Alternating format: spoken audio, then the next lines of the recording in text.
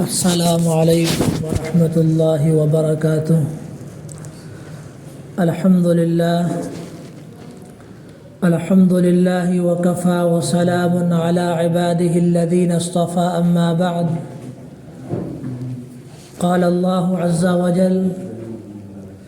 سبحان الذي أسرى بعبده ليلا من المسجد الحرام إلى المسجد الأقصى الذي باركنا حوله لنريه من آياتنا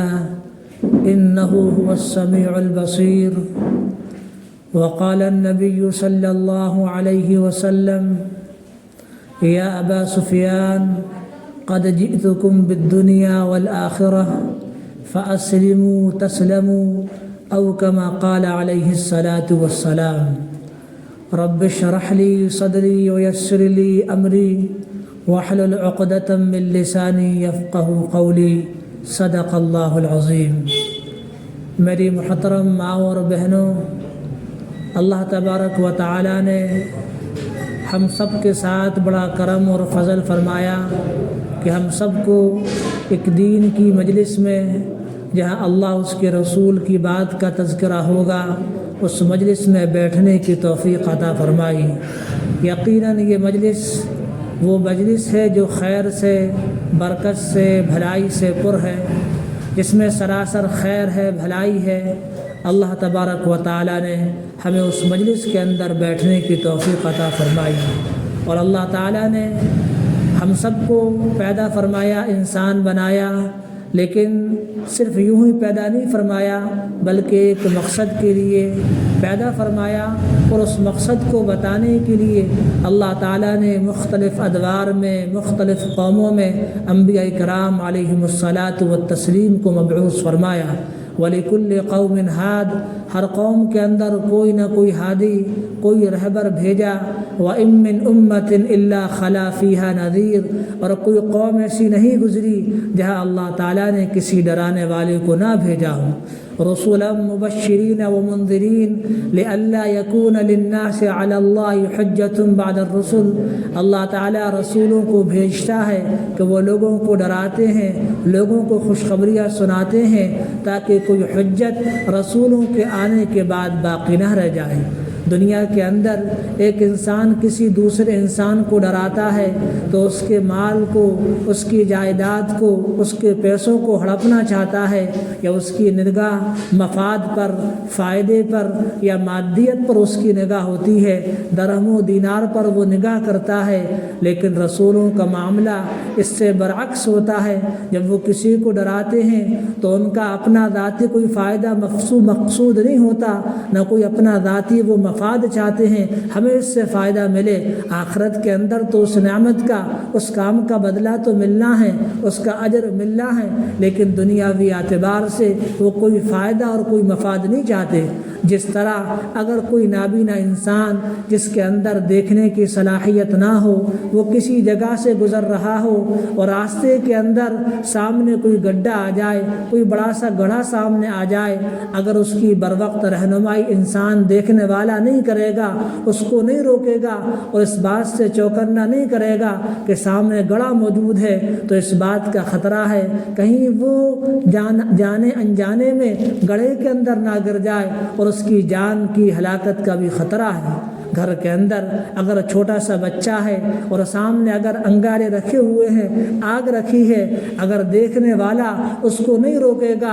اور اس کی بروقت رہنمائی نہیں کرے گا، ہو سکتا ہے کہ بچہ ان انگاروں کو کھلونا سمجھے، اپنے کھیل کا سامان سمجھے اور ہاتھ لگا لے، جس سے اس کا نقصان بھی ہو جائے اور اس کا ہاتھ بھی زخمی ہو جائے۔ جس طریقے سے یہاں پر انسان ٹوکنے والا، اس نابینا کو روکنے والا، بچے کو ٹوکنے والے کا کوئی اپنا ذاتی فائدہ، اپنا مفاد نہیں ہوتا، بلکہ وہ یہ چاہتا ہے یہ بچہ آگ میں جلنے سے محفوظ ہو جائے اور یہ نابینا گڑھے میں گرنے سے محفوظ ہو جائے۔ اسی طریقے سے انبیاء کرام علیہم الصلاۃ والتسلیم یہ چاہتے ہیں کہ فلاں بندہ آگ کے اندر گرنے سے،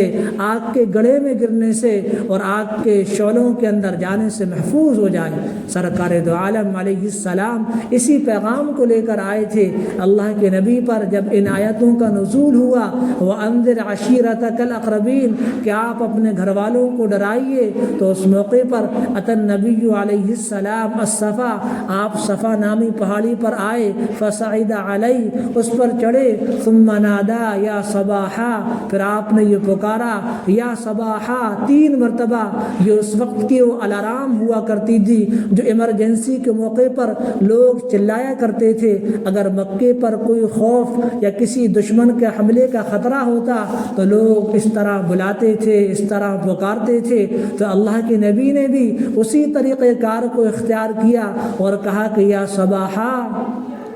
فاجتمع الناس الیہ، تو لوگ اکٹھا ہو گئے، بین رجل یجیء الیہ کچھ لوگ تو خود اللہ کے نبی کے پاس آ رہے تھے یعنی صدا اور پکار سن کر، وبین رجل یبعث رسولہ اور کچھ لوگ اپنے قاصد کو، اپنے سفیر کو، اپنے ایلچی کو پہنچا رہے تھے کہ جاؤ معلوم کر کے آؤ کیا خطرہ ہے، کیا خطرہ درپیش ہے۔ جب سارے کے سارے لوگ جمع ہو گئے تو حضور اکرم علیہ السلام نے فرمایا ارأیتم لو اخبرتکم ان خیلا بصفر هذا الجبل تريد ان تغير عليكم صدقتموني، اگر میں تم سے یہ کہوں کہ اس پہاڑ کے پیچھے ایک ایسا لشکر ہے جو تم پر حملہ آور ہونا چاہتا ہے، کیا تم میری تصدیق کرو گے؟ تمام لوگوں نے یہ کہا ہم تو آپ کو سچ مانتے ہیں، سچ گردانتے ہیں، آپ تو حق ہیں، صحیح بات کرتے ہیں۔ جب آپ نے کہا فإني نذير لكم بين يدي عذاب شديد، میں تو تم کو خدا تعالیٰ کے عذاب سے ڈرانے کے لیے آیا ہوں، میں اللہ کا رسول ہوں۔ ان اللہ امرنی ان انذر عشیرتی الاقربین وانتم الاقربون، اللہ تعالیٰ نے مجھے حکم دیا ہے کہ میں قریب کے لوگوں کو ڈراؤں اور تم لوگ قریب کے لوگ ہو۔ اور یاد رکھو فاعلموا ان لیس لکم حظا فی الدنیا ولا من الآخرۃ نصیبا الا ان تقولوا لا الہ الا اللہ، نہ تم کو دنیا کے اندر کوئی خیر ملے گا نہ آخرت کے اندر کوئی خیر ملے گا مگر یہ کہ تم لا الہ الا اللہ کی گواہی دو۔ تو ابو لہب بول پڑا تبا لک سائر الیوم اما دعوتنا الا لہذا، آپ کا یہ محمد صلی اللہ علیہ وسلم پورا دن برباد ہو جائے، کیا آپ نے ہمیں اسی لیے بلایا تھا، کیا آپ نے ہمیں اسی لیے دعوت دی تھی؟ تو جب اللہ کے نبی علیہ السلام کے متعلق ابو لہب نے اس طرح کے کلمات کہے تو خدا تعالیٰ کو غضب آ گیا، غصہ آ گیا، اور پھر ایک صورت اس کی بددعا کے طور پر نازل ہوئی، تبت یدا ابی لہب وتب ما اغنی عنہ مالہ وما کسب۔ پہلے بددعا دی گئی، پھر اس بددعا کی قبولیت کے بارے میں بتایا کہ وہ برباد ہو، پھر کہا کہ وہ برباد ہو گیا، اس کے مال نے، اس کی اولاد اس کے کچھ بھی کام نہیں آئی، یہاں تک کہ اللہ تعالیٰ نے اس کا ایسا برا انجام فرمایا جو حضور پر انگلیاں اٹھاتا تھا، جو حضور کو گالیاں دے گا، جو حضور پر لعن و طعن کرے گا، اس کا کیا حشر ہوگا، اس کا کیا انجام ہوگا۔ اس کو انجام کو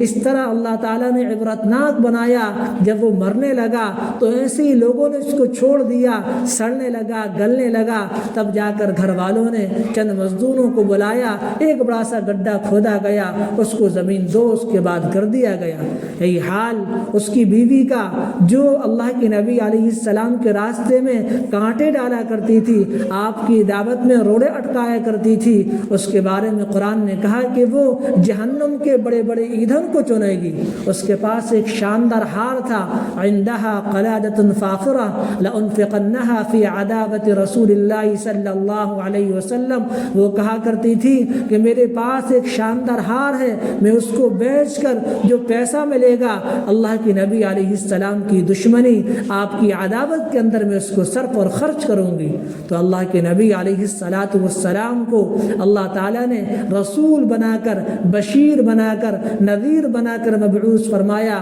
انا ارسلناک بالحق بشیرا ونذیرا ولا تسأل عن اصحاب الجحیم۔ اور آپ کو جس ماحول کے اندر مبعوث فرمایا وہ ایسا جاہلانہ دور تھا جہاں لوگ ایک دوسرے پر ظلم کرتے تھے، غلاموں کے حقوق کو پامال کیا جاتا تھا، عورتوں کے حقوق کو پامال کیا جاتا تھا، چھوٹی معصوم بچیوں کو زندہ درگور کر دیا جاتا تھا، یہاں تک کہ ان لوگوں کا حال یہ تھا کہ اگر وہ کوئی اپنی مجلس منعقد کرتے تھے تو چند غلاموں کو پکڑتے، ان کو آگ کے اندر رکھا جاتا، آگ میں جلایا جاتا، آگ جلانے کے نتیجے میں جو روشنی آتی تھی اس روشنی سے وہ اپنی مجلس کو، اپنی تقریب کو منعقد کرتے تھے۔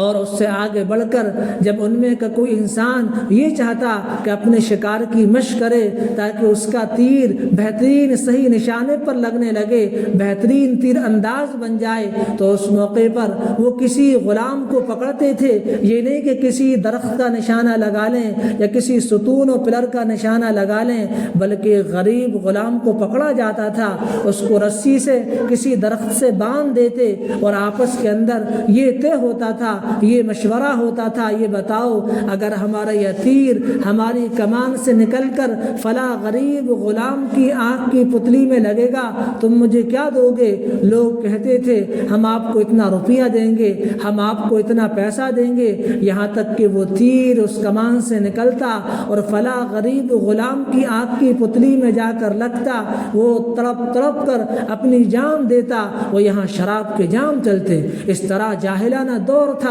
لیکن اللہ کی نبی علیہ الصلاۃ والسلام ایک پیغام لے کر آئے تھے، آپ ہدایت کا چراغ لے کر آئے تھے۔ اللہ کے نبی علیہ السلام نے اس وقت کے جتنے بھی ظالمانہ نظام تھے، چاہے غلاموں کے حقوق کو پامال کیا جا رہا ہو یا پھر عورتوں پر ظلم کیا جا رہا ہو، وہاں پر عورتوں پر ظلم کیا جاتا تھا، بچیوں کو زندہ درگور کر دیا جاتا تھا۔ حال تو اس معاشرے کا یہ تھا، وَإِذَا بُشِّرَ أَحَدُهُمْ بِالْأُنثَىٰ ظَلَّ وَجْهُهُ مُسْوَدًّا وَهُوَ كَظِيمٌ، جب اس میں سے کسی کو یہ خوشخبری سنائی جاتی کہ مبارک ہو تمہارے گھر کے اندر ایک بیٹی پیدا ہوئی ہے، تو اس کا چہرہ کالا پڑ جاتا، وہ اپنے اس داغ کو، اس دھبے کو، وہ شرمندگی کو چھپانے کے لیے کسی جنگل و بیاباں کا رخ کرتا اور وہاں پر جا کر اپنے ہاتھ سے گڑھا کھودتا اور اپنے ہاتھ سے چھوٹی سی معصوم بچی کو زندہ درگور کر دیا کرتا تھا۔ یہاں تک کہ ایک صحابی رسول فرماتے ہیں یا نبی اللہ، ایک واقعہ یاد کر کے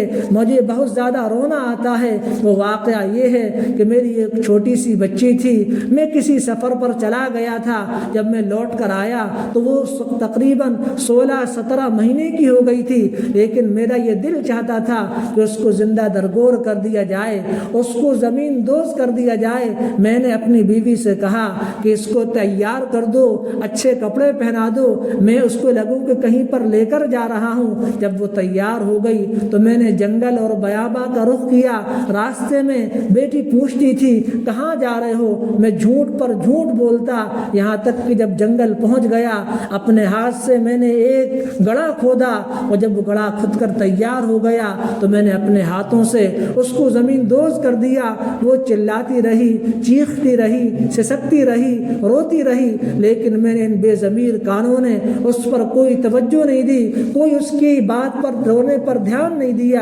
اللہ کے نبی، اس بات پر مجھے بڑا رونا آتا ہے۔ یہ اللہ کے نبی علیہ الصلاۃ والسلام کے آنے سے پہلے، آپ کی بعثت سے پہلے لوگوں کا حال تھا، لیکن جب آپ آئے ہیں اور آپ نے جب دنیا کے اندر قدم رکھا اور آپ کو رسول و نبی بنایا گیا، آپ واضح تعلیمات کے ذریعے سے آپ نے ان لوگوں کے ظالمانہ نظام کو ختم کیا۔ آپ نے یہ بتایا غلاموں کو یہ حق حاصل ہے کہ وہ آزادانہ فضا کے اندر سانس لیں اور آزادانہ فضا کے اندر اپنی زندگی کا گزر بسر کر سکیں، بلکہ ایک موقع پر اللہ کے نبی نے کسی کو ڈانٹا تھا اور ڈانٹ کر یہ کہا تھا کہ ان کی ماؤں نے تو ان کو آزاد پیدا کیا ہے، تم لوگوں نے ان کو کیوں غلام بنا لیا؟ لیکن اللہ کے نبی علیہ الصلاۃ والسلام نے اس نظام کو ختم کیا، عورتوں کے ساتھ اس طرح عزت کے ساتھ پیش آتے تھے۔ حضرت فاطمہ رضی اللہ تعالی عنہ فرماتی ہیں کہ اللہ کے نبی علیہ السلام جب کبھی بھی میرے گھر کے اندر آتے تھے تو میں آپ کے استقبال میں کھڑی ہو جاتی، اور جب کبھی بھی میں حضور کے گھر اپنے ابا جان کے جاتی تھی، اللہ کے نبی میرے استقبال میں کھڑے ہو جاتے۔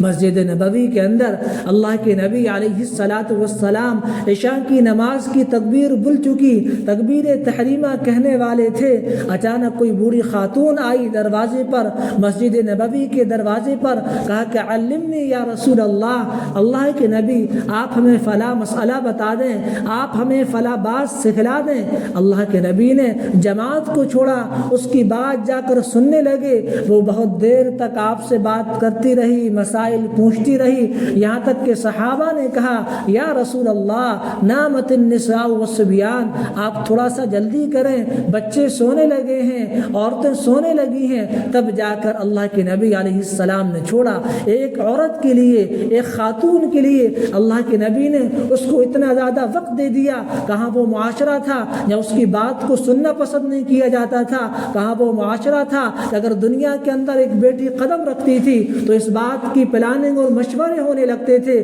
کب اس کو زندہ درگور کرنا ہے، کب اس کو جنگل و بیاباں کے اندر جا کر زمین دوز کرنا ہے۔ لیکن حضور کی واضح تعلیمات اور روشن تعلیمات نے اس قدر عورت کو مقام و مرتبہ عطا کیا، اس کو گھر کا سردار بنایا، گھر کا ملکہ وہ بن کر رہی، عزت کے ساتھ بہترین عزت اللہ کے نبی علیہ الصلاۃ والسلام نے اس عورت کو عطا کی۔ مسجد نبوی کے اندر ایک بوڑھی خاتون وہ کچرا صاف کیا کرتی تھی، کوئی اگر گندگی کچھ پڑ جاتا تھا مسجد کے اندر اس کو اٹھایا کرتی تھی۔ اللہ کے نبی علیہ السلام ایک موقع پر سفر کے اندر تھے اور جب لوٹ کر آئے تو آپ کو بوڑھی خاتون نظر نہیں آئی۔ آپ نے صحابہ سے پوچھا جو ایک خاتون تھی جو مسجد کا کچرا اٹھایا کرتی تھی وہ کہاں چلی گئی، وہ نظر نہیں آ رہی؟ تو اللہ کے نبی کو بتایا گیا کہ اس کا تو انتقال ہو گیا۔ آپ نے فوراً کہا کہ تم نے مجھے اطلاع کیوں نہ دی، مجھے کیوں نہیں بتایا، مجھے بتاتے۔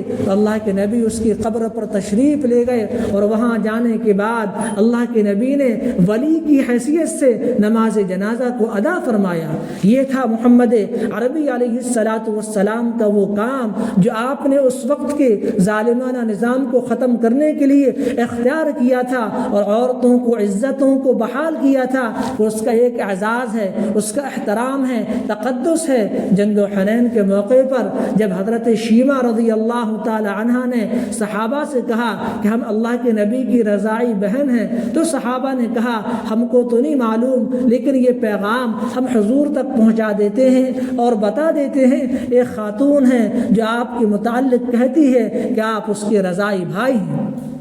تو صحابہ نے آپ علیہ السلام کو بتایا تو اللہ کے نبی نے کہا کہ لاؤ اس خاتون کو بلا کر لے کر آؤ۔ جب حضرت شیمہ آپ کی رضاعی بہن آ گئی اور بیٹھنے کا اللہ کے نبی نے بیٹھنے کے لیے ان کا انتظام کیا، اپنی چادر ان کے لیے بٹھا دی، تھوڑی دیر گفتگو ہوتی رہی، پھر آپ نے یہ کہا کہ یہ میری پیاری بہنا اگر تم جانا چاہتی ہو تو جا سکتی ہو، اگر رکنا چاہتی ہو تو رک سکتی ہو۔ لیکن انہوں نے کہا میں تو جانا چاہتی ہوں تاکہ میں اپنی قوم کے لوگوں کو بتلاؤں کہ جو رسول نبی ہونے کا دعویٰ کرتے ہیں ان کے اخلاق کا عالم کیا ہے، ان کی عورت کے ساتھ عزت کا معاملہ کیا ہے۔ یہاں تک کہ جب وہ جانے لگی اللہ کے نبی نے خوب ہدیے تحائف ان کو پیش کیے، اور یہاں تک کہ جب اونٹ پر سوار ہونے کا موقع آیا آپ نے صحابہ کو دور کر دیا، اپنے گھٹنوں کو ان کے سامنے پیش کیا اور یہ کہا کہ اے میری پیاری بہنا ہمارے گھٹنوں پر پیروں کو رکھ کر اس سواری پر، اس اونٹنی پر سوار ہو جاؤ۔ تو حضرت شیمہ رضی اللہ تعالی عنہ نے کہا یا نبی اللہ آپ تو رسول ہیں، آپ تو پیغمبر ہیں، میں اپنے پیروں کو آپ کے گھٹنوں پر کیسے رکھ سکتی ہوں؟ لیکن اللہ کے نبی نے فرمایا جو بھائیوں کے لیے سننے کے لائق ہے، آپ نے فرمایا کہ میں رسول تو بعد میں ہوں، پیغمبر تو بعد میں ہوں، میں تمہارا سب سے پہلا بھائی ہوں۔ یہ محمد عربی علیہ السلام نے ایک تعلیم دی تھی۔ عورتوں کا مقام تو بہت زیادہ بلند ہے، عورتوں نے تاریخوں کو بدلا ہے، ان کے ذریعے تحریک ہوئی ہے۔ شروع زمانے سے لے کر اگر تاریخ اٹھائی جائے تو سب سے پہلے اسلام کے اندر جس ہستی کا خون بہا تھا وہ حضرت سمیہ رضی اللہ تعالی عنہا تھی، جنہوں نے اسلام کے لیے اپنی جان کی بازی لگا دی،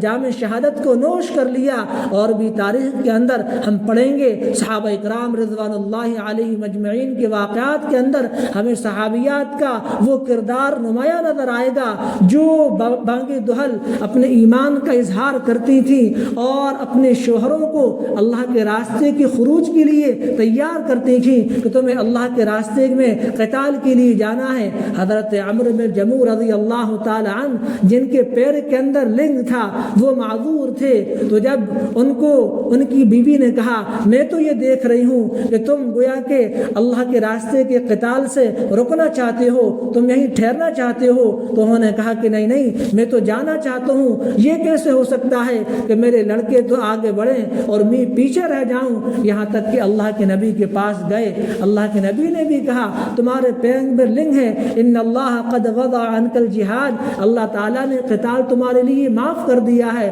اللہ کے نبی علیہ السلام نے سے اجازت لے کے رہے کہ آپ مجھے اجازت دیں۔ جب ان کو اجازت مل گئی اور اللہ کے راستے میں قتال میں نکلے اور وہاں پر شہید ہو گئے، حضور نے اعلان کیا جو لوگ شہداء ہیں ان کے گھر والے آ کر ان شہداء کو لے کر مدینہ منورہ چلیں۔ جب وہ پہنچی ان کی اہلیہ حضرت عمرو بن جموح رضی اللہ تعالی عنہ کی اہلیہ جب وہاں پر پہنچی، اپنے شوہر اپنے خاوند کو اونٹ پر سوار کیا اور لے کر چلنے لگی تو اونٹ چلنے کے لیے تیار نہیں۔ اللہ کے نبی سے کہا یا رسول اللہ ایسا ایسا معاملہ ہے۔ آپ نے کہا کہ یہ بتاؤ انہوں نے قتال میں نکلنے سے پہلے کوئی دعا کی تھی؟ کہا کہ ہاں ایک دعا کی تھی، اے اللہ مجھے شہید بنا اور چاہے میں زندہ ہوں، چاہے مجھے اپنے گھر کی طرف نہ لوٹا، میں چاہے میں زندہ رہوں یا میرا انتقال تیرے راستے کے اندر میں شہید ہو جاؤں۔ تو عورتوں کی تو بڑی قربانیاں ہیں، یہاں تک کہ اللہ کی نبی علیہ السلام کے زمانے میں عورتیں اپنے آپ کو پہل اول صف کے اندر، اول مرحلے کے اندر رکھنے کی فکر کرتی تھیں۔ اگر قتال کا معاملہ ہوتا، ام زیاد رضی اللہ تعالی عنہ جنگ خیبر کے موقع پر 6 عورتوں کے ساتھ اس میدان کے اندر نکلی۔ اللہ کے نبی نے دیکھا تو پوچھا کہ تم یہاں پر کیوں ہو؟ تو انہوں نے اپنے کام کو بتانا شروع کیا، یا نبی اللہ ہم مجاہدین کو تیر اٹھا کر دے دیں گے، ہم ان کے لیے دوا کا علاج، ہم دوا کا اہتمام کریں گے، ان کے لیے ستو بنا کر دے دیں گے، کہیں زخم لگ جائے گا تو ہم زخم دے دیں گے، پانی بھر کر لے آئیں گے۔ اس طرح کے کام ان خواتین نے، ان اللہ کے راستے کے اندر نکلنے والی بندیوں نے، صحابیات نے اپنے آپ کو آگے رکھا کہ یا نبی اللہ ہم اپنے آپ کو اس کے لیے آئے ہیں کہ ہم یہ فلا کام کر دیں گے۔ یہاں تک کہ قتال کا موقع بھی آئے، ام حرام رضی اللہ تعالی عنہا اللہ کے نبی علیہ السلام کی رشتہ دار ہیں، آپ ایک موقع پر ان کے گھر گئے اور آپ نے وہاں پر تھوڑی دیر آرام کیا،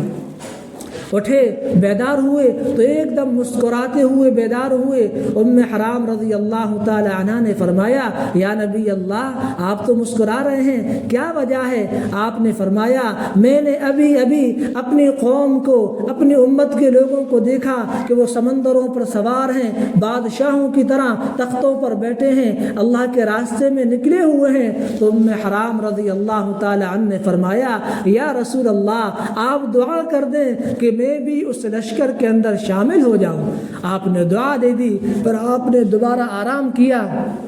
پھر آپ بیدار ہوئے، آپ مسکرا رہے تھے، مسکراتے ہوئے آپ بیدار ہوئے۔ پھر ام حرام رضی اللہ تعالی عنہ نے فرمایا یا رسول اللہ آپ مسکرا رہے ہیں، مسکرانے کی وجہ کیا ہے؟ آپ نے کہا پھر میں نے اپنی امت کو دیکھا کہ میری قوم کے لوگ، میری امت کے لوگ تختوں پر سوار ہیں، بادشاہوں کی طرح بیٹھے ہیں، سمندروں پر سوار ہیں، سمندروں کا سفر کر رہے ہیں۔ تو انہوں نے پھر کہا یا رسول اللہ آپ دعا کر دے میں بھی اس لشکر کے اندر شامل ہو جاؤں۔ آپ نے کہا کہ نہیں تم تو پہلے والے لشکر میں شامل ہو گئی۔ اس کے بعد حضرت عثمان رضی اللہ تعالی عنہ کی خلافت میں جب امیر معاویہ رضی اللہ تعالی عنہ جب شام کے حاکم تھے اور جزائر قبرص پر جب جنگ کا موقع آیا تھا تو حضرت ام حرام رضی اللہ تعالی عنہ اپنے شوہر، اپنے خاوند عبادہ رضی اللہ تعالی عنہ کے ساتھ اس جنگ کے اندر شریک ہوئے اور وہاں پر شہید ہو گئے۔ تو یہ تو عورتوں کی بڑی بڑی قربانیاں ہیں۔ اور قرآن کریم نے بھی جس طرح ایک حضرت آسیہ ایک عورت کو ایمان والے بندوں کے لیے نمونہ بتایا ہے، ایک مثالی عورت بتایا ہے، وَضَرَبَ اللَّهُ مَثَلًا لِلَّذِينَ آمَنُوا امْرَأَتَ فِرْعَوْنَ۔ یہاں لوگ حیران ہیں، اگر ایمان والوں کو مثال دی جاتی، کسی ولی کے نمونے کی مثال دی جاتی، کسی رسول و پیغمبر، کسی قوم کے نبی کے متعلق کہا جاتا، لیکن کہا گیا وَضَرَبَ اللَّهُ مَثَلًا لِلَّذِينَ آمَنُوا امْرَأَتَ فِرْعَوْنَ، کہ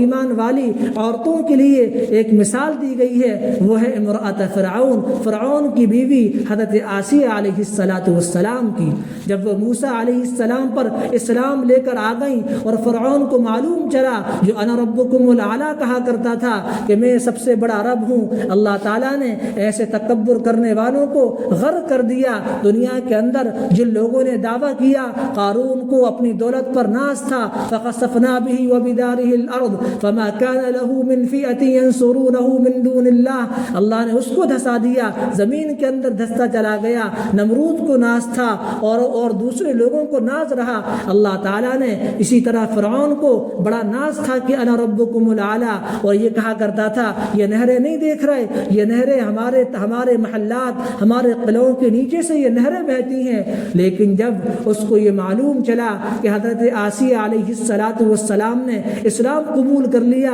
اس نے طرح طرح سے ان کو تکالیف دینا شروع کی، مختلف مشقتوں کے اندر ان کو دوچار کرنا شروع کیا، یہاں تک کہ ایک کمرے کے اندر وہ بند کر دیا کرتا تھا، اس میں ایک جنگلی کتا وہ داخل کرتا اور حضرت آسیہ رضی اللہ تعالی عنہ کو بھی اس کمرے کے اندر بند کر دیتا تاکہ وہ اس کو نقصان پہنچائے۔ لیکن خدا تعالیٰ کا بھی نظام ہے، وہ کتا بجائے زحمت کے حضرت آسیہ علیہ السلام کے لیے رحمت بن جایا کرتا تھا۔ اور بھی جب مختلف قسم کے ظلم و تشدد پر فرعون اتر آیا، تو جب ان کے صبر کا پیمانہ اور مشقت کا پیمانہ لبریز ہو گیا، تو انہوں نے کہا اذ قالت رب ابن لی عندک بیتا فی الجنہ ونجنی من فرعون وعملی ونجنی من القوم الظالمین، اے اللہ میرا تیرے پاس ایک بہترین گھر بنا، مجھے فرعون سے اور فرعون کے لشکر سے میری حفاظت فرما۔ تو یہ آخری موقع ایسا آیا کہ اس نے بڑی بڑی کیلوں کو ٹھوکا اور اس بات کا اس نے اعلان کیا کہ اب اس کو اس طریقے سے آسیہ علیہ السلام کو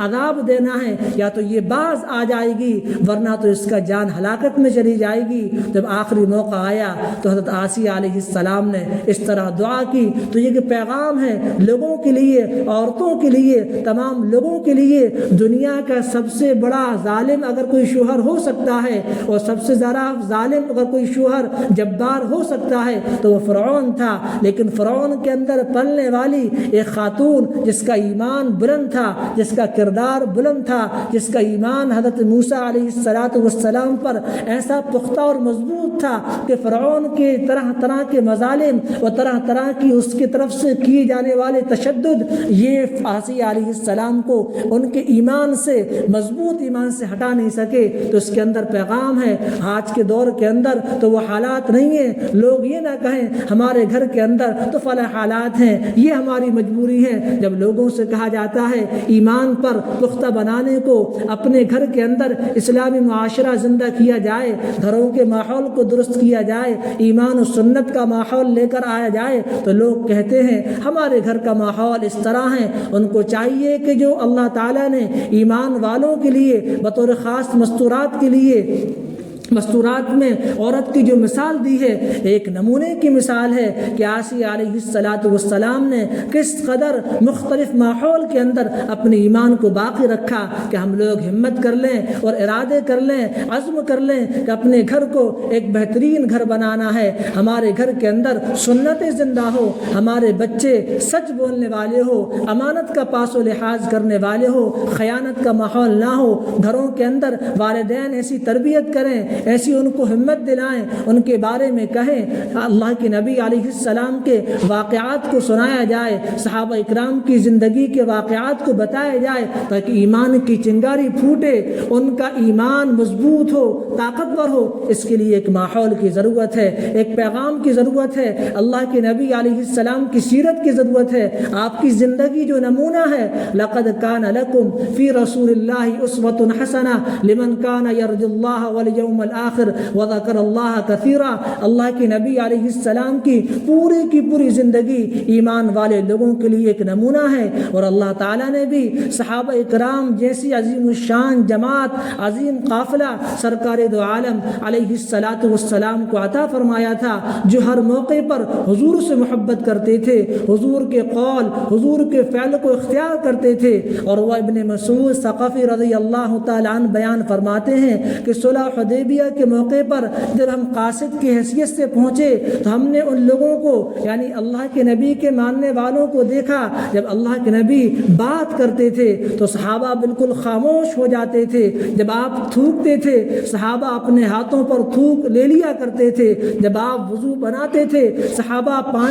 اس پانی کو گرنے نہیں دیتے تھے، اپنے ہاتھوں پر مل لیتے تھے، اور جس کو اگر پانی نہیں مل پاتا تھا وہ برکتاً اس آدمی کے ہاتھ پر اپنا ہاتھ رکھ لیتا تھا جس کو پانی میسر ہوتا تھا۔ اس طرح کا محبت، اس طرح کا ایمان صحابہ کرام رضوان اللہ علیہم اجمعین کے حصے میں آیا۔ اس لیے قرآن نے بھی کہا آمنو کما آمن الناس، ایمان لے کر آؤ جیسا کہ صحابہ اکرام ایمان لے کر آئے ہیں، اور اس طرح محبت کرو۔ قل ان کنتم تحبون اللہ فاتبعونی یحببکم اللہ ویغفر لکم ذنوبکم۔ اللہ کے نبی آپ کہہ دیجئے اگر تم اللہ تعالیٰ سے حقیقی محبت کا دعویٰ کرتے ہو تو سب سے پہلے اللہ کے نبی علیہ الصلاۃ والسلام سے محبت کرنا ہوگی۔ آپ نے صاف کہا واللہ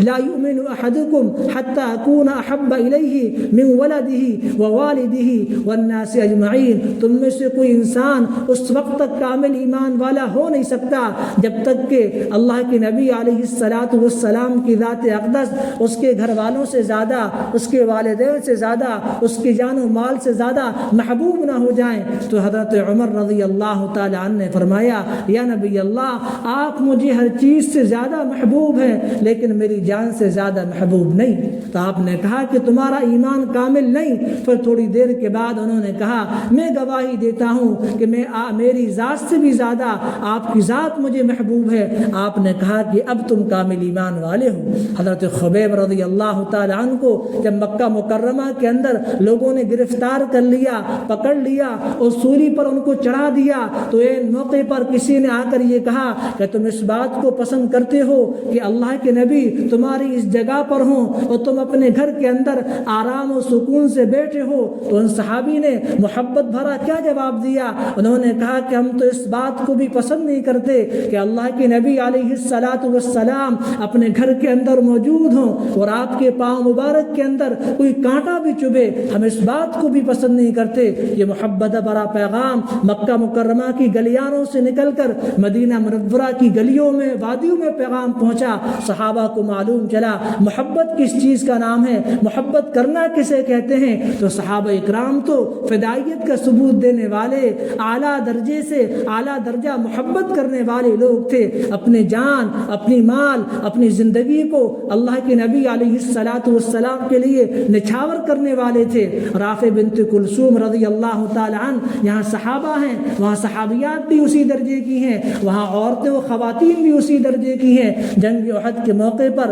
جب معاملے کی صورتحال جنگ کی ایسی بن گئی تھی کہ شروع کے اندر تو مسلمانوں نے اس جنگ کو، اس معرکہ کو جیت لیا تھا، لیکن بعد میں جب کچھ چھڑبڑی سی مچ گئی تو ان لوگوں نے آ کر حملہ کر دیا، ایک افراتفری کا ماحول بن گیا۔ اس موقع پر لوگ گھبرا سے گئے، اللہ کے نبی کہاں پر ہیں؟ تو رافع بنت کلثوم رضی اللہ تعالی عنہ اپنے گھر سے نکلی اور جا کر لوگوں سے پوچھتی تھی بتاؤ اللہ کے نبی کا حال کیا ہے، آپ کس حالت میں ہیں، خیریت سے ہیں، آپ کی طبیعت بحال ہے، کیا حال ہے حضور کا؟ لوگ کہتے تھے آپ کے والد کا انتقال ہو گیا، آپ کے بیٹے کا انتقال ہو گیا، آپ کے شوہر کا انتقال ہو گیا، آپ کے بھائی کا انتقال ہو گیا، لیکن وہ انا للہ پڑھتی تھی، یہ کہتی تھی ٹھیک ہے لیکن یہ بتاؤ کہ حضور کا کیا حال ہے۔ جب یہ معلوم چلا اللہ کے نبی خیریت سے ہیں اور اپنی آنکھوں سے دیکھا تو کہا کل مصیبت بعدک جلل یا رسول اللہ، اللہ کے نبی نبی آپ کو دیکھ لینے کے بعد تو ہر مصیبت آسان ہے۔ تو یہ صحابیات کی بھی وہ محبت تھی جو اللہ کے نبی علیہ السلام سے وہ کیا کرتے تھے۔ عبداللہ ابن ابی، ان کے بارے میں آتا ہے کہ عبداللہ ابن ابی نے ایک موقع پر اللہ کے نبی علیہ السلام کی شان میں گستاخی کر دی اور یہ کہا کہ لَيَخْرُجَنَّ الْأَعَزُّ مِنْهَا الْأَذَلُّ، اس نے اپنے آپ کو عزت والا کہا، ونعوذ باللہ حضور کو ذلیل انسان کہا۔ اس نے کہا کہ ہم مدینہ منورہ جاتے ہیں اور وہاں پر جا کر ہم جو عزت والے لوگ ہیں، ہم اللہ کے نبی کو نعوذ باللہ ذلیل انسان کو ہم مدینے سے باہر پھینکیں گے۔ تو عبداللہ جو ان کے لڑکے تھے ان کو معلوم چل گیا، تو مدینہ منورہ کے دروازے پر وہ کھڑے ہو گئے۔ جب ان کے والد سامنے آنے لگے تو کہا کہ آپ کو مدینہ منورہ کے اندر گھسنے کی اجازت نہیں ہوگی جب تک کہ آپ اللہ کے نبی علیہ السلام سے معافی نہ مانگ لیں، آپ معافی کی درخواست نہ کر لیں۔ یہ وہ ایمان تھا کہ ایک بیٹا اپنے باپ کے مقابلے میں سرکار دو عالم علیہ السلام کی عزت کے خاطر اللہ کے نبی علیہ السلام کی ناموس کی حفاظت کے لیے اپنے جان کی بھی قربانی لگانے کے لیے تیار تھا اور اپنے گھر کے ماحول کو بھی بگاڑنے کے لیے تیار تھا، لیکن اللہ کے نبی علیہ السلام کی ذات اقدس پر ذرا سی بھی کوئی بکواس کرے، کوئی غلط کلمات کہے، اس کو برداشت کرنا صحابہ کو منظور نہیں تھا۔ اللہ کے نبی علیہ السلام سے ایسے محبت کرنے والے عبداللہ ابن زید ابن عبد ربہ، جن کے بارے میں آتا ہے کہ جب اللہ کے نبی علیہ السلام نے ایک مشورہ کیا کہ اب یہ بتاؤ کہ جماعت کا وقت ہو جاتا ہے لیکن لوگوں کو خبر کیسے کیا جائے، کیسے لوگوں کو بتایا جائے کہ جماعت کھڑی ہونے والی ہے، اقامت ہو رہی ہے۔ کسی نے کہا کہ ہم آگ جلا دیا کریں، کسی نے کہا کہ ہم ناقوس کو بجا دیا کریں، کسی نے کچھ مشورہ دیا، لیکن یہ عبداللہ ابن زید ابن عبد ربہ یہ بڑے فکر مند ہو کر اس مشورے سے اٹھے۔ رات کے اندر جبرائیل علیہ السلام کو دیکھا کہ ان کے ہاتھ کے اندر کچھ باسوری ٹائپ کی ہے، تو انہوں نے کہا کیا تم مجھے دو گے؟ تو انہوں نے کہا جبرائیل علیہ السلام نے تمہارا کیا کام ہے؟ کہا کہ میں اس کے لیے لوگوں کو مطلع کروں گا جماعت کے لیے۔ تو حضرت جبرائیل علیہ السلام نے کہا کہ اس سے بہتر چیز میں تم کو نہ بتلا دوں؟ انہوں نے کہا کہ اس سے بہتر چیز کیا ہو سکتی ہے؟ تو اذان کے کلمات سکھلائے اور صبح کو اٹھے اللہ کے نبی علیہ السلام کو بتایا۔ آپ نے کہا کہ بلال جو تم میں سب سے زیادہ بلند آواز والے ہیں ان کو بلاؤ تاکہ وہ اذان دیں، ان اذان کے کلمات کو ان کو سکھلا دو۔ ان کے بارے میں آتا ہے کہ عبداللہ بن زید ابن عبد ربہ اپنے باغ میں کام کر رہے تھے، ان کے بیٹے ایک اچانک آئے اور یہ اندھوناک افسوسناک خبر ان کو آ کر سنائی کہ آج اللہ کے نبی علیہ السلام کا انتقال ہو گیا۔ ان کے صبر کے تحمل کے بندھن ٹوٹ گئے، وہ گھبرا گئے اور اپنے ہاتھوں کو اٹھایا اور کہا کہ یا اللہ، جن آنکھوں سے میں سرکار دو عالم علیہ السلام کی زیارت کیا کرتا تھا، آج وہ ہستی دنیا سے اٹھ چکی ہے، آج وہ ہستی کا انتقال ہو گیا ہے۔ میری بھی جو آنکھیں دیکھنے کی صلاحیت ہے آنکھوں کی، ان بینائی کو چھین لی، تاکہ اللہ کے نبی علیہ السلام کے دیدار کے بعد جو آنکھوں میں منظر ہے اس کے بعد کسی دوسرے کا منظر نظر نہ آوے۔ یہ تو ان کا اعلیٰ درجے کا ایمان تھا، اس طرح انہوں نے دعا کر لی۔ لیکن ان چیزوں سے پتہ چلتا ہے کہ صحابہ کرام بھی انسان تھے، ان کے دل کے ان کے جسم کے اندر بھی ایک دھڑکتا ہوا دل تھا، وہ اللہ کے نبی علیہ السلام سے کیسی محبت کرتے تھے۔ آج ہم سب کو اپنی زندگی پر غور کرنے کی ضرورت ہے کہ ہم اللہ کے نبی علیہ السلام کے اعمال سے کتنی محبت کرتے ہیں، آپ کی سنتوں سے کتنی محبت کرتے ہیں، آپ کے افعال سے کتنی محبت کرتے ہیں اور آپ کے کہے ہوئے اقوال کو کتنا یاد کرتے ہیں۔ آج تو ہم کوئی بات سنتے ہیں، صبح کو کوئی بات سنتے ہیں، شام کو بھول جاتے ہیں۔ صحابہ کا حال تو وہ تھا، ایک بات سنتے تھے برسوں یاد رکھتے تھے۔ یہ وہ مانتے تھے کہ اللہ کے نبی صلی اللہ علیہ وسلم جو بات آپ کہتے ہیں، وما ينطق عن الهوى ان هو الا وحی یوحى علمہ شدید القوى، اللہ کے نبی جو بات بھی کہتے ہیں آپ اپنی مرضی سے اپنی من کی نہیں کہتے، بلکہ وہ بات آپ کہتے ہیں جو خدا تعالیٰ کی طرف سے آپ کو وحی کی جاتی ہے۔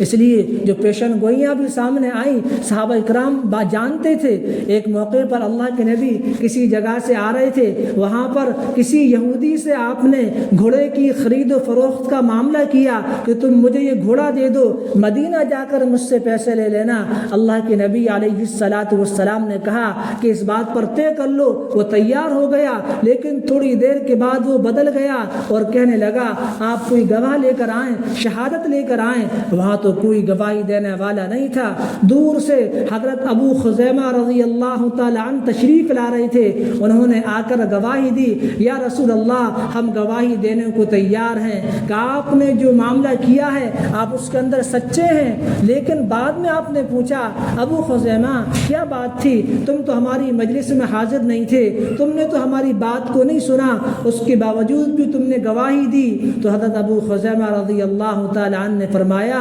اللہ کے نبی اگر میں آپ کی مجلس میں ہوتا ہو سکتا تھا میری نگاہیں غلط دیکھ لیتی اور میرے کان غلط سن لیتے، لیکن جب آپ نے کہہ دیا ہے تو آپ کا کہا ہوا جھوٹا نہیں ہو سکتا۔ تو یہ صحابہ اکرام کو کس درجے کا ایک اعلیٰ یقین تھا، اعلیٰ اور ایسا اعتماد تھا، توکل تھا کہ اگر آپ نے کہا ہے تو وہ بات سچ ہو کر رہے گی۔ مکہ مکرمہ میں جب ایک حالات بنے، اللہ کے نبی نے اپنی دعوت کا آغاز کیا۔ اللہ کے نبی کو لوگ کبھی تھوک دیا کرتے تھے، فمنہم من صبہ فمنہم من حسا علیہ الترابا، کچھ لوگ اللہ کے نبی علیہ السلام پر دھول غبار مٹی ڈالتے تھے، فمنہم من تفولا، کچھ لوگ تھوک دیتے تھے، فمنہم من صبہ، کچھ لوگ گالیاں دیتے تھے۔ یہ سلسلہ چلتا رہتا تھا، یہاں تک کہ جب حالات بہت زیادہ پرخطر ہو گئے تو اللہ تعالیٰ نے یہ حکم دیا کہ اللہ کے نبی علیہ السلام کو مکہ مکرمہ چھوڑ کر اب مدینہ منورہ کی ہجرت کرنا ہے۔ اللہ کے نبی علیہ السلام نے ارادہ کیا تو حضرت صدیق اکبر رضی اللہ تعالی عنہ کو آپ علیہ السلام نے ساتھ لیا، اور جہاں سے غار ثور کے اندر آپ 3 دن تک روپوش رہے، چھپے رہے، اندر رہے، اس لیے کہ مکے کے اندر یہ اعلان ہو گیا تھا کہ نعوذ باللہ جو بھی محمد صلی اللہ علیہ وسلم کو لے کر آئے گا اس کو اتنے اونٹ دیے جائیں گے، اتنا سونا دیا جائے گا، اتنا پیسہ دیا جائے گا۔ تو لوگ اس امید میں، اس طمع اور لالچ کے اندر چاروں طرف پھیل چکے تھے۔ اللہ کے نبی 3 دن قیام پذیر کیا غار ثور کے اندر، اس کے بعد آپ نکلنے لگے، اور نکلنے کے بعد آپ نے دیکھا کہ پیچھے سے سراقہ ابن مالک ابن جوشم آپ کے پیچھے آ رہا تھا۔ تو اللہ کے نبی علیہ السلام آگے تھے، لیکن سراقہ نے یہ دیکھا کہ جب اس کے گھوڑے کے پیر زمین میں دھسنے لگے تو اس کو یہ یقین ہو گیا کہ ان کے ساتھ خدا تعالیٰ کی کوئی غیبی مدد ہے، خدا تعالیٰ کی کوئی غیبی نصرت ہے، اس کو یقین ہو گیا۔ تو اس نے وہیں سے کہا یا رسول اللہ ہم آپ کی دعائی دیتے ہیں کہ آپ ہمیں امن کا پروانہ لکھ دے، اس لیے کہ اس کو معلوم تھا کہ بعد میں حضور کو غلبہ حاصل ہوگا، کہیں ہم سے یہ انتقام نہ لیں۔ تو اس نے امن کا پروانہ لکھوانے کی درخواست کی، حضور نے حکم دیا اور یہاں امن کا پروانہ لکھا جا رہا تھا۔ اچانک آپ کی زبان پر ایک کلمہ جاری ہوتا ہے، ایک بات آپ کی جاری ہوتی ہے، کیف بک یا سراقہ اذا لبست سوار کسرا، اے سراقہ تمہارا اس وقت کیا حال ہوگا جب تم کسرا کے کنگن پہنو گے۔ آج حال یہ ہے اللہ کے نبی کا اپنی جان بچا کر مدینہ منورہ صحیح سالم خیر و عافیت سے پہنچ جانا مشکل ہے، لوگ چاروں طرف پھیل چکے ہیں، لیکن آپ بات کر رہے ہیں اس وقت کی رومن طاقتور حکومت کے متعلق۔ لیکن وہ سراقہ نے اس بات کو یاد رکھا۔ اللہ کے نبی مدینہ منورہ پہنچے، اسلامی خلافت عمل میں آئی، آپ کا انتقال ہوا، صدیق اکبر رضی اللہ تعالی عنہ کا زمانہ آیا۔ اس کے بعد حضرت عمر رضی اللہ تعالی عنہ کے دور میں کسرا جب فتح ہوا اور کسرا کے سامان و کنگن مسجد نبوی کے صحن کے اندر لا کر رکھے گئے، تو اس موقع پر حضرت عمر رضی اللہ تعالی عنہ نے فرمایا جاؤ سراقہ کو بلا کر لاؤ، اور تاکہ یہ لوگوں کو تاکہ وہ آئے اور اپنے ہاتھوں میں کنگن پہنے کسرا کے اور مدینہ منورہ کی گلیوں میں چکر لگائے تاکہ لوگوں کو یہ معلوم ہو جائے۔ اللہ کے نبی علیہ السلام نے ہجرت کے موقع پر ایک بات کہی تھی، اللہ تعالیٰ نے آج اس کو سچ کر کے دکھایا۔ تو صحابہ کو تو وہ یقین رہتا تھا آج آپ کوئی بات کہہ رہے ہیں، کل وہ یقیناً سچ ثابت ہو کر رہے گی۔ ایک موقع پر عدی بن حاتم اللہ کے نبی کے پاس آئے اور اللہ کے نبی نے جب ان کو دین کا تعارف کرایا، اپنے بعثت کا تعارف کرایا، تو آپ نے یہ کہا کہ ما یمنعک من الاسلام، مجھے معلوم ہے کیا چیز تم کو اسلام سے روک رہی ہے، تم لوگوں کا خیال یہ ہے اتبعہ ضعفۃ الناس کہ اللہ کے نبی کی کمزور لوگوں نے اتباع کی ہے، من لا طاقت لہم ولا قوت لہم، جن کے پاس نہ کوئی طاقت ہے، جن کے پاس نہ کوئی قوت ہے، وقت رمتہم العرب، عربوں نے ان کو باہر پھینک رکھا ہے، ان کو نشانہ بنا رکھا ہے، لیکن اللہ کے نبی نے کہا میں خدا کی قسم کھا کر یہ کہتا ہوں والذی نفسی بیدہ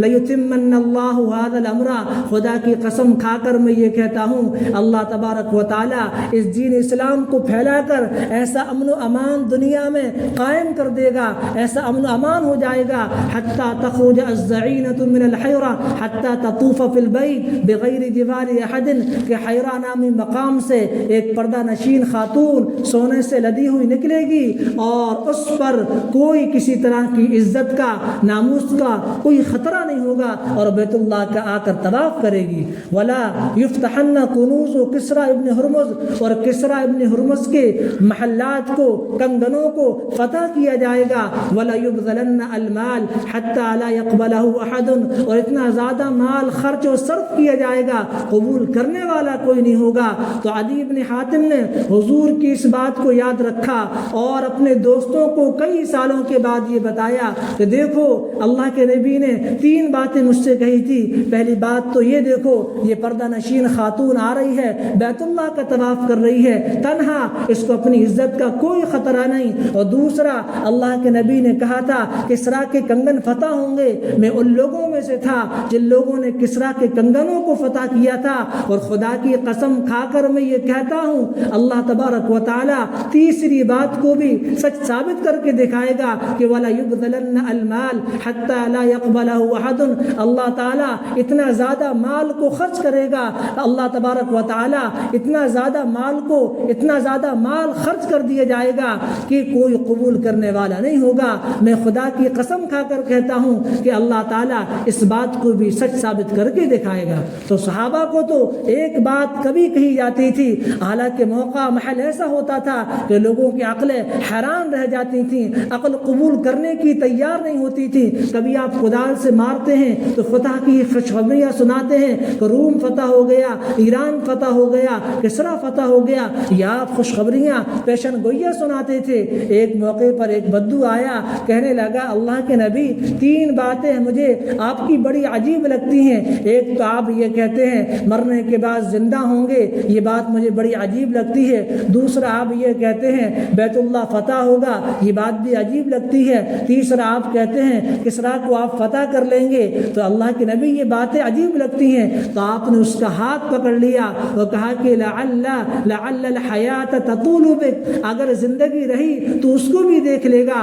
تو اس بدو نے یہ دیکھا کہ سن 8 ہجری کے اندر بیت اللہ فتح ہو گیا، ایک بات حضور کی سچ ثابت ہو گئی، دوسری بات روم فتح ہو گیا، دوسری بات صحیح ثابت ہو گئی۔ اس نے کہا کہ مر کر زندہ ہونا یہ بھی اللہ کے نبی کی بات سچ ثابت ہو کر رہے گی۔ اس نے اسلام کو قبول کر لیا، لیکن حضرت عمر رضی اللہ تعالی عنہ کی مجلس میں جب وہ بدو آتا تھا تو حضرت عمر اس کے استقبال میں کھڑے ہو جایا کرتے تھے۔ تو بڑے بڑے اجلہ صحابہ فرماتے ہیں آپ اس کے لیے، حالانکہ بڑے بڑے صحابہ موجود ہیں، آپ اس کے لیے کھڑے ہو جاتے ہیں۔ تو حضرت عمر فرمایا کرتے تھے یہ بندہ جنتی ہے، یہ بندہ جنتی ہے، اس لیے کہ اللہ کے نبی نے کہا تھا میں ہاتھ پکڑ کر تمہیں قیامت کے دن بتاؤں گا کہ مر کر زندہ کیسے ہوتے ہیں، اور قیامت میں اگر کسی کا آپ ہاتھ پکڑ لیں تو اس کو جنت کے اندر لے جا کر چھوڑیں گے، اس جنتی ہونے کی بنیاد پر میں اس کی عزت کرتا ہوں۔ تو صحابہ کا تو معاملہ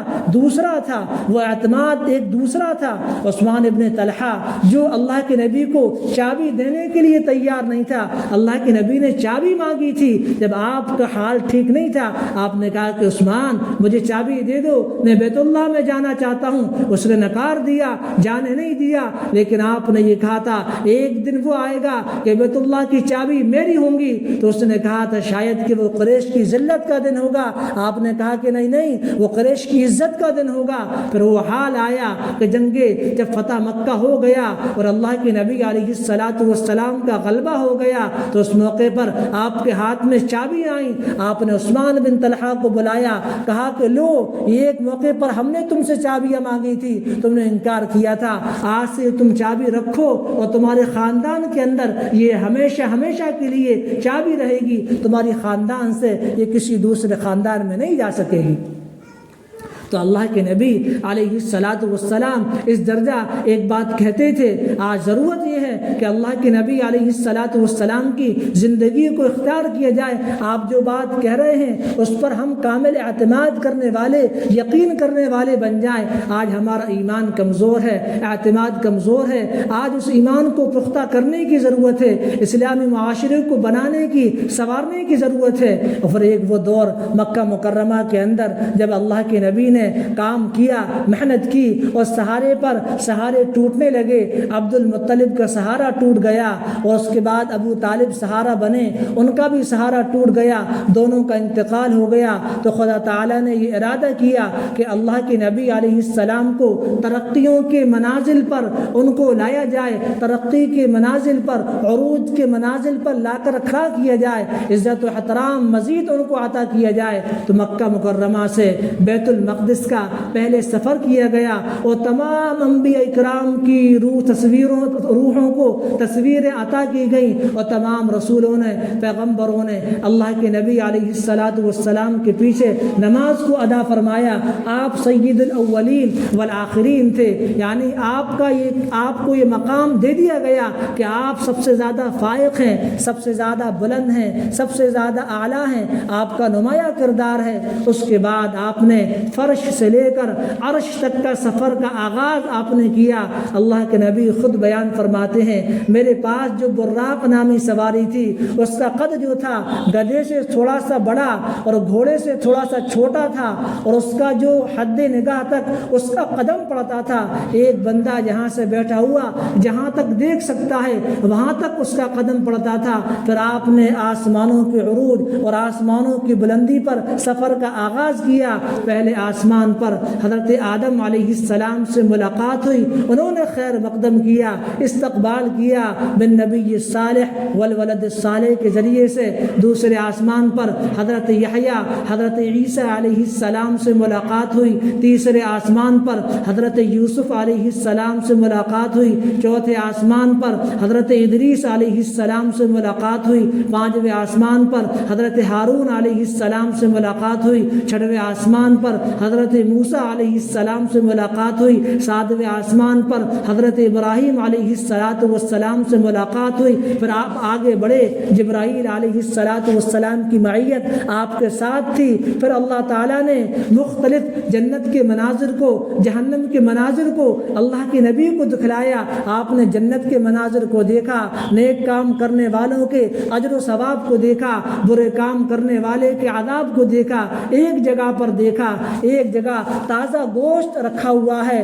لیکن دوسری طرف ایسا گوشت رکھا ہوا ہے جس میں بدبو آ رہی ہے، سڑان آ رہی ہے، تعفن پھیل گیا ہے، لیکن دیکھا کہ لوگ اس طرف بھاگے ہوئے ہیں، اس کو کھا رہے ہیں۔ اللہ کے نبی نے پوچھا یہ کن لوگوں کا عذاب ہے؟ آپ کو بتایا یہ ان لوگوں کا عذاب ہے جو دنیا کے اندر گناہ کیا کرتے تھے۔ پھر آپ آگے بڑھے، ایک جگہ پر دیکھا کہ چند لوگ ہیں جن کے ہاتھ کے ناخن پیتل کے ہیں، وہ اپنے چہرے کو، اپنے سینوں کو زخمی کر رہے ہیں، خون رس رہا ہے، اپنے آپ کو مشقت میں ڈال رہے ہیں۔ آپ نے پوچھا کہ یہ کن لوگوں کا عذاب ہے؟ آپ کو بتایا گیا یہ ان لوگوں کا عذاب ہے جو دنیا کے اندر ایک دوسرے پر لعن و طعن کیا کرتے تھے، برائیاں کرتے تھے، غیبت و تہمت لگایا کرتے تھے، یہ ان لوگوں کا عذاب ہے۔ پھر آپ آگے بڑھے اور آپ نے ایک جگہ پر دیکھا کہ چند لوگ ہیں جو اپنے پیٹ میں آگ کے بڑے بڑے گولوں کو داخل کر رہے ہیں۔ اللہ کے نبی نے پوچھا یہ کن لوگوں کا عذاب ہے؟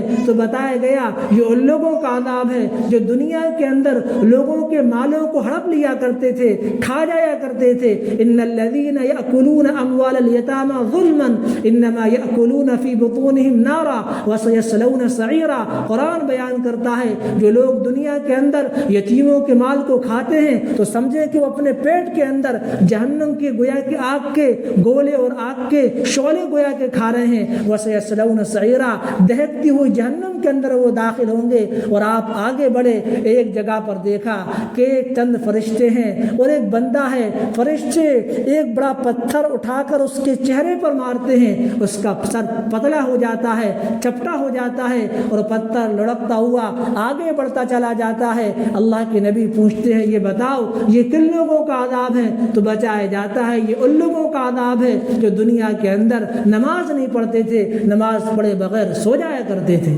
تو اللہ کے نبی نے دیکھا، ان چیزوں کے متعلق سوال کیا، پھر اللہ تعالیٰ سے ہم کلامی کا شرف آپ کو حاصل ہوا اور 50 نمازوں کا تحفہ لے کر اللہ کے نبی علیہ الصلاۃ والسلام آنے لگے۔ اور اللہ کے نبی علیہ الصلاۃ والسلام جب لوٹ کر آئے تو موسیٰ علیہ الصلاۃ والسلام نے پوچھا کیا تحفہ لے کر آئے ہو، کیا لے کر آئے ہو؟ تو وہ بتایا کہ 50 نمازوں کا تحفہ۔ تو اللہ کے نبی علیہ السلام سے کہا کہ جاؤ، دوبارہ لوٹ کر جاؤ، میں اپنی امت کا تجربہ کر کے آیا ہوں، میں اپنی امت کا تجربہ کر کے آیا ہوں کہ اتنی زیادہ نماز وہ نہیں پڑھے گی۔ اور اللہ کے نبی واپس گئے، لوٹ کے آئے، واپس گئے، یہاں تک کہ 5 نمازیں ہو گئی۔ موسیٰ علیہ السلام کہنے لگے دوبارہ جاؤ، کم کرا کراؤ۔ آپ نے کہا کہ مجھے شرم آتی ہے، لیکن خدا کا پیغام سنایا ما یبدل القول لدی وما انا بظلام للعبید، کہ ہمارے یہاں باتوں کو بدلا نہیں جاتا، جو ہم کہہ دیتے ہیں وہ ہو کر رہتا ہے۔ یعنی 50 نمازوں کا جو ثواب ہم نے رکھا تھا وہ 5 نمازوں کے اندر رکھ دیا۔ اللہ کے نبی لوٹ کر آئے اور بیت المقدس کے متعلق جب آپ نے لوگوں کو بتلایا کہ ہم بیت المقدس دیکھ کر آئے، ابو جہل حیران رہ گیا، وہ کہنے لگا کہ آپ اس بات کو کیا لوگوں کے سامنے بھی بیان کر سکتے ہیں، لوگوں کو بتا سکتے ہیں؟ آپ نے کہا بالکل بتا سکتے ہیں۔ اللہ کے نبی کے سامنے بہت سارے لوگ جواب اکٹھا ہو گئے، آپ سے پوچھتے تھے کہ بتاؤ وہاں کے نقش و نگار کیسے ہیں، بیت المقدس میں دروازے کتنے ہیں، ستون کتنے ہیں؟ خدا تعالیٰ کا غیبی نظام چلا۔ آپ چونکہ گننے تو گئے نہیں تھے، دیکھنے تو گئے نہیں تھے، رات کا اندھیرا تھا، اللہ کے نبی کے سامنے پورے بیت المقدس کا نظام سامنے لایا گیا۔ تو یہ لوگ سوال کرتے تھے، آپ اس کا جواب دیتے جاتے تھے، جواب ہر ایک کا جواب دیا، یہاں تک کہ جب یہ لوگ مایوس ہو گئے تو حضرت ابو بکر صدیق رضی اللہ تعالیٰ عنہ کے پاس پہنچے اور کہا کہ آپ کو معلوم ہے اب آپ کے ساتھی کیا کہہ رہے ہیں؟ کہا کہ بتاؤ کیا کہنے لگے؟ کہا کہ اب تو وہ یہ کہنے لگے کہ اب تک تو ایک فرشتہ آسمانوں سے زمین پر ان پر آتا تھا، وحی نازل ہوتی تھی، قرآن ان پر اترتا تھا، اب تو وہ یہ کہنے لگے ہیں کہ آسمانوں پر وہ گئے ہیں، بیت المقدس ہو کر آئے ہیں۔ تو قربان جائیے صدیق اکبر رضی اللہ تعالیٰ عنہ پر انہوں نے 1 منٹ تردد نہیں کیا، سوچا نہیں، کہا کہ اگر حضور کہہ رہے ہیں اس میں حیرانی کی کیا بات ہے، جب ہم اس پر ایمان لے کر آ جاتے ہیں کہ آسمان سے ایک فرشتہ آتا ہے، اگر اللہ کے نبی 1 مرتبہ چلے گئے تو اس میں کیا بڑی بات ہے؟ آپ دیکھیے کیسا صحابہ کا ایمان تھا۔ آج ہمیں ضرورت ہے اس ایمان کو اختیار کرنے کی۔ وہ صدیق اکبر کو تو صدیق کا لقب ملا، انہوں نے قربانیاں دی ہیں۔ اللہ کے نبی نے فرمایا تھا ما دعوت احدا الاسلام الا عنده كانت قبوة وتردد ونظر، میں نے جس کو سو کی ہوئی اسلام کی دعوت دی ہے، ہر ایک نے کچھ نہ کچھ تردد کیا، پسو پیش کیا، تب جا کر اسلام قبول کیا۔ لیکن صدیق اکبر رضی اللہ تعالیٰ عنہ نے فوراً اسلام کو قبول کر لیا۔ اور آپ کی خوشی کا عالم جو تھا ما بین الاخشبین احد اکثر سرورا منه باسلام ابو بکر، کہ اللہ کے نبی علیہ الصلاۃ والسلام حضرت ابو بکر رضی اللہ تعالیٰ عنہ کے اسلام اور ایمان لانے پر اس قدر خوش تھے کہ اس موقع پر مکہ مکرمہ کی 2 پہاڑیوں کے درمیان کوئی انسان اتنا زیادہ خوش نہیں تھا اتنا کہ صدیق اکبر رضی اللہ تعالیٰ عنہ کی ایمان لانے پر آپ خوش تھے۔ اور آپ کہا کرتے تھے کہ میں نے دنیا کے اندر ہر ایک کا بدلہ دے دیا، لیکن صدیق اکبر رضی اللہ تعالیٰ عنہ کا بدلہ میں نہیں چکا سکتا۔ آپ کے بارے میں کہا تھا کہ وَكَانَ يُعْلَمْ مِنْ صِدْقِهِ وَأَمَانَتِهِ وَحُسْنِ صَجِيَّتِهِ وَكَرَمِ أَخْلَاقِهِ مَا يَمْنَعُ عَنِ الْكِذْبِ عَلَى الْخَلْقِ فَكَيْفَ يَكْذِبُ عَلَى اللَّهِ، کہ آپ کے اخلاق، آپ کی سچائی، آپ کی امانت، جب یہ ایسی چیزیں ایسی ہیں کہ آپ کو بندوں پر جھوٹ بولنے سے روک دیتی ہیں، پھر اللہ کے نبی فَكَيْفَ يَكْذِبُ عَلَى اللَّهِ، یہ کیسے ہو سکتا ہے کہ یہ بندہ اللہ تعالیٰ کی ذات پر جھوٹ بول دے؟ تو اس طور پر صدیق اکبر رضی اللہ تعالیٰ نے اسلام لے کر آئے۔ آج ہمیں ضرورت ہے، آج الحمدللہ اتنی ساری خواتین یہاں پر جمی ہوئی ہیں، یہ صرف آپ کا آنا صرف اللہ اس کے رسول کی بنیاد پر ہے۔ آپ کو یہاں پر کوئی ایسا نظام نہیں، صرف آپ اس لیے آئی ہیں کہ اللہ کی بات کو سنیں،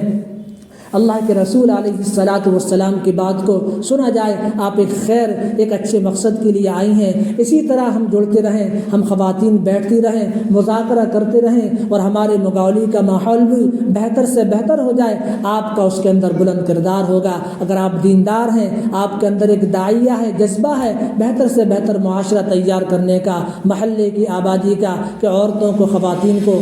کو نماز سے جوڑا جائے، روزے سے جوڑا جائے، خیر کے اعمال سے جوڑا جائے، تو آپ کا اس میں بنیادی کردار ہے۔ اس لیے کہ کہا جاتا ہے کہ جب مرد دیندار ہوتا ہے تو پھر گھر کی دہلیز تک ہی دین ہوتا ہے، لیکن اگر عورت دیندار ہوتی ہے تو پھر گھر کے اندر بھی دین داخل ہو جاتا ہے۔ لہذا آپ لوگوں کو بھی بہت زیادہ محنت کرنے کی ضرورت ہے، بہت زیادہ مشقت کرنے کی ضرورت ہے، ماحول بنانے کی ضرورت ہے۔ اور یہاں پر الحمدللہ یہ علماء کرام جو ہفتے واری اعتبار سے جو محنت کر رہے ہیں اور لوگوں کو بلایا جا رہا ہے بات کرنے کے لیے، آپ بھی مستورات بھی خوب محنت کریں اور خوب لوگوں کی ایسی فضا بنائیں کہ یہ ہمارا کام جو ایک خیر کا کام ہوا ہے یہ برابر چلتا رہے، یہ ختم نہ ہو، تاکہ دین کی بات ہمارے کانوں تک پہنچے رہے۔ یہی ہمارا سرمایہ ہے، اسی سے ہمارا ایمان بنے گا، اسلام مضبوط ہوگا۔ اور ہم جب دین کی محفلوں سے جڑے رہیں گے تو پھر ہم اور ہماری بچیاں ارتداد کے ماحول میں نہیں پڑیں گی۔ آج ہم اور آپ سب واقف ہیں